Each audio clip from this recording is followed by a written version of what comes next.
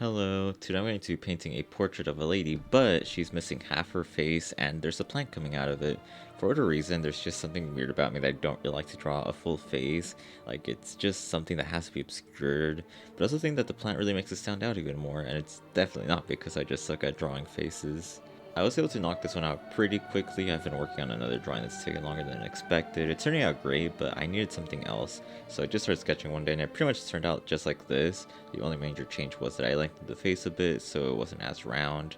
Later in the painting though, since the face is longer, it made it look like one of those French mimes. I hope you know what I'm talking about, like the black and white ones. I mean, the kids know what they are, right? When it came to do the inking, I was a bit more indecisive on how exactly I want to do it. I thought about adding in some detail to the hair and face, but I didn't want it to feel too cluttered, so I preferred to just keep it at the least for now. And I did find myself that I've been using thicker pens lately, like my .5s and .8s. Before I'd only use the small ones available. And in addition to that, I also use my brush pen, which gives me more organic lines for the detailing on the outside part of the leaf. And for those of you who are curious on how long these things take, I had about 4 hours of footage. I did a few things off camera, I don't know how much, and I worked on this over the span of 5 days, so yeah. I had a bit of trouble trying to replicate the texture of the leaf. It has this like bumpy, circular look to it. I don't remember if it actually feels bumpy or not. My reference is from months ago, so the plant's dried up by now. Anyways, I tried to imitate it with a bit of texture with the inks, but it wasn't really doing the job, so later I ended up bringing out my colored pencil, so I guess you see if that does anything to it. I took the background really slowly and started to build up the layers, and this is the really annoying part, all the paint in my blue tube got dried up, so I had to cut the bottom of it to get access to the paint, and I had to like get the whole tube wet whenever I wanted to grab some pigment from it. But even though it was like a huge hassle to deal with, the combination it makes with the permanent rose color is just so good that it's worth the struggle. The rose, blue, and purple is like the main color palette for this painting. It's my two favorite colors to work with. The colors just, I don't know what it is about it's so vibrant or something. I did initially want to keep the plant green and have it more true to life, but I had already gone over it with some paint, and I honestly feel like it would have looked better in purple, but who knows, might have looked good in green too. But also balancing the colors would have been a bit of a problem that I'd have to tackle.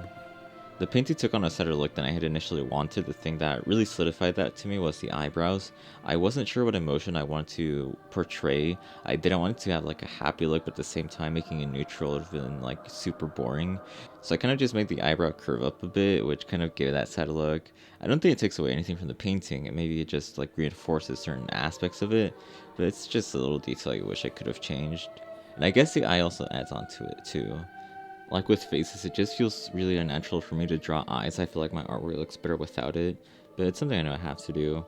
And later I also added like a bit of a dab of blue with paint spray, which kind of give it this like haunting or toxic look.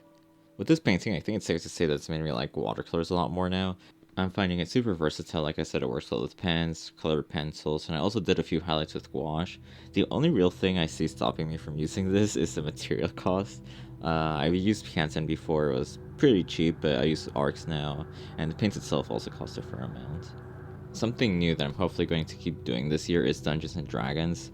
Someone thought I got into because of Stranger Things, but I've never actually watched the show. I had no clue what was even in it. I did watch like the second part of I think the season finale with someone.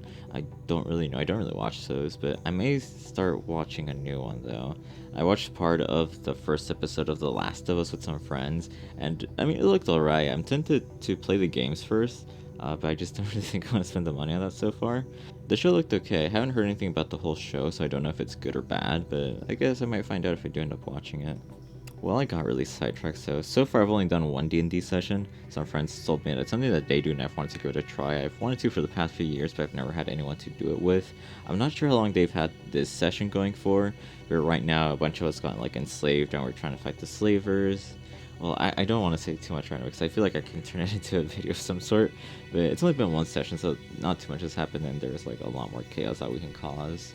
A channel I recently discovered is No Real Spart. It's a group of people that play board games together, and I found it really fun to watch. It's a great cast, it's very lively. I think the first video I saw by them was the Guess Who Bit with Vibes Only. It was really funny to watch. I just can't say... I guess I can't really explain what feeling it gives out. It just feels super fun to watch and listen to them while I do other things. It's not a big channel either, it's like under 200k subs. I really recommend their series of them playing like Blood on the Clock Tower. The simplest way for me to describe it is like Among Us, but it's a lot more involved and fun. If you were to watch it, probably watch it from the start, because if you watch their more recent playthroughs, I think it's a little hard to understand as a beginner since they kind of explain the rules more towards the beginning. And so, yeah, just give them a watch, see if you like their content.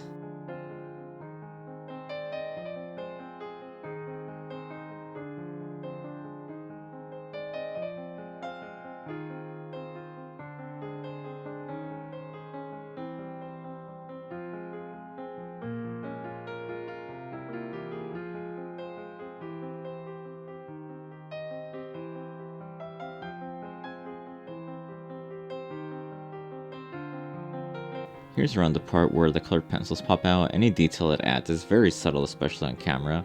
Again, it's more to emphasize the ridges and bumps on the leaves. Looking back, I probably would have done the whole stem with the pencils as well. I'm interested in also seeing how I could integrate this with watercolor pencils. I have a really small set, so they don't really match with this one in particular, but I'm hoping in future ones I could maybe use it for like textures on the hair or elsewhere. I think that's where these colored pencils shine more, on the hair. I just add highlights to it, darken some other bits. It's not a huge difference, but at this stage of the painting, the main things have been sorted out, so it's just adding the smaller details. I also went over the face a bit with the red and where the blush would be, and I added like a little ridge under the nose with a pink pencil. Lastly, an element I added which didn't turn out great was trying to add these like patterns to the background of the pencils. It just did not match at all. It looked kind of terrible, but part of me felt like it could have worked. Maybe if I kept it going, it could have been redeemable, but I just didn't feel confident that would have been the case. As a last ditch effort, I went over it with water. I don't know why. I guess I just thought that I would have done anything to it, but I just ended up erasing it. You can still kind of see it, but it's not too noticeable. I'd probably fix that in a photo editing program.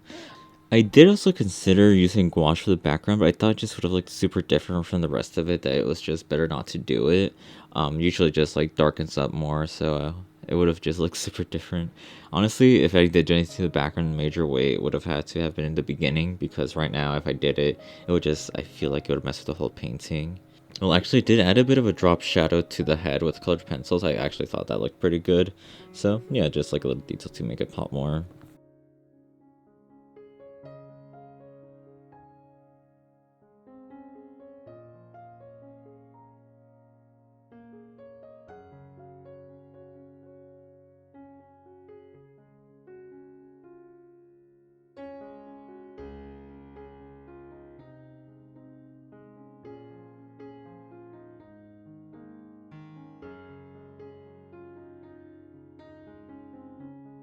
Well, anyways, thanks for watching. I hope you liked what you see. Consider subscribing, and hopefully I'll see you in the next week with a short. Goodbye.